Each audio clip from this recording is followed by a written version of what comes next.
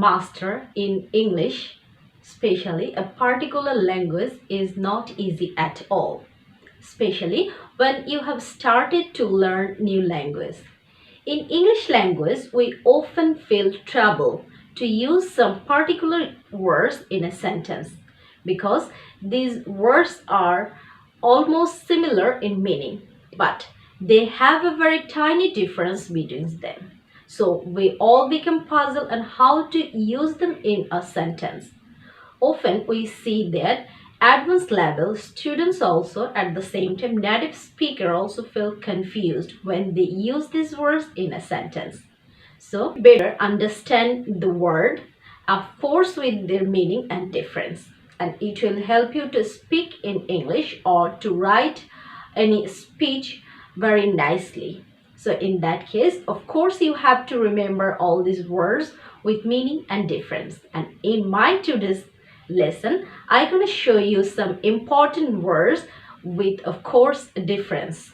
Now, let's start to know about these words. Before I start, I just want to mention that if you learn something from this video, please don't forget to like it. And for supporting me, please subscribe my channel. Now, let's start to know about these important pairs of words.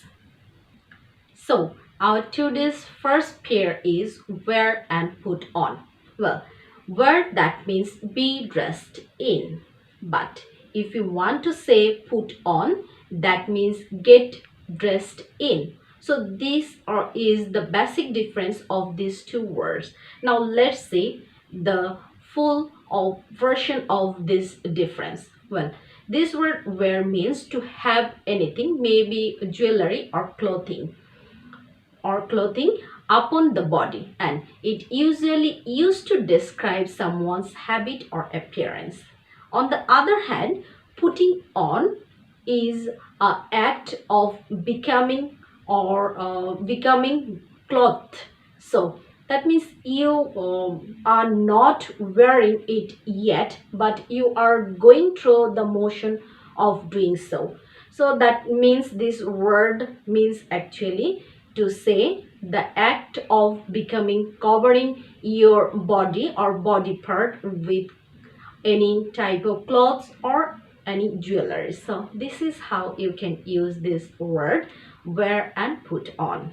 So our today's second pairs is lie and lay. It's very confusing. Now how to understand these two words?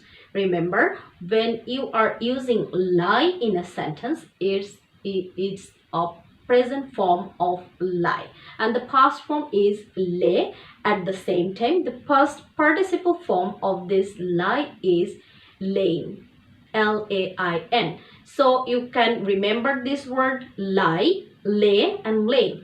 On the other hand, when you are using lay, L-A-Y, lay, that means it's a present form of lay, and the past form is laid, and the past participle form is late. So you can remember this word by this way: lay, late and late. This is how you can remember these two words.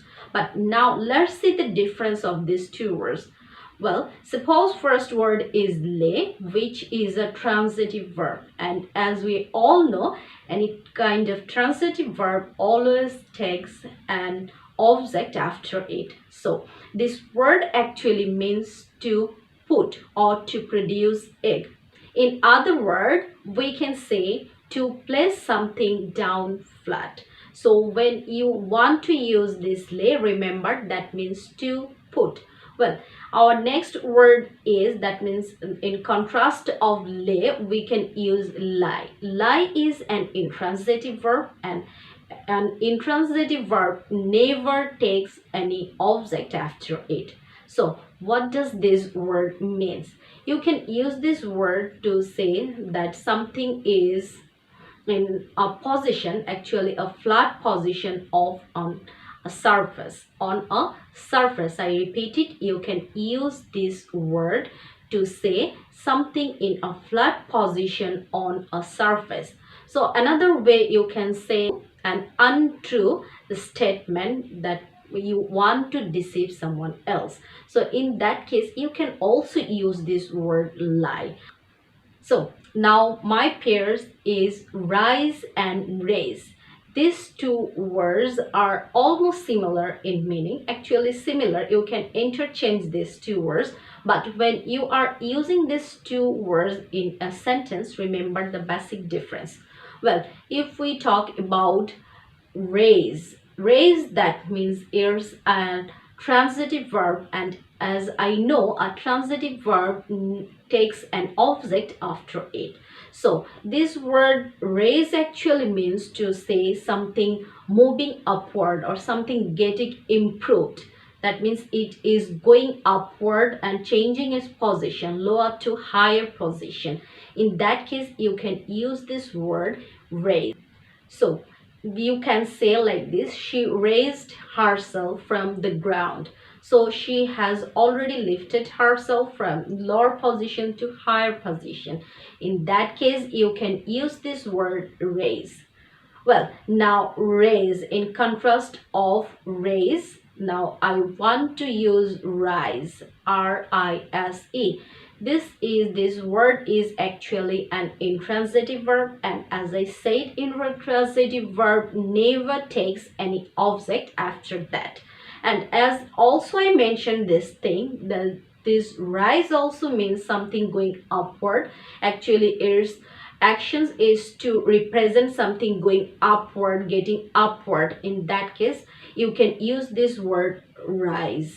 So if we say the sun rises, that means the action of this object is going upward. That means the amount of the portion is going higher and higher. In that case, you can use this word rise. So my now two words are correct and repair. You can use this word right to say when something in a wrong position and you want to make it right. So in that case, you can use this word right, that means free from error or the state of having an affirmed true. So this is how you can use this word correct. On the other hand, if you want to use repair in a sentence, that means you want to make sure that something is you want to make sure to put a damaged thing in a good condition. That means the thing was in a good condition but somehow it damaged and now you want to fix it.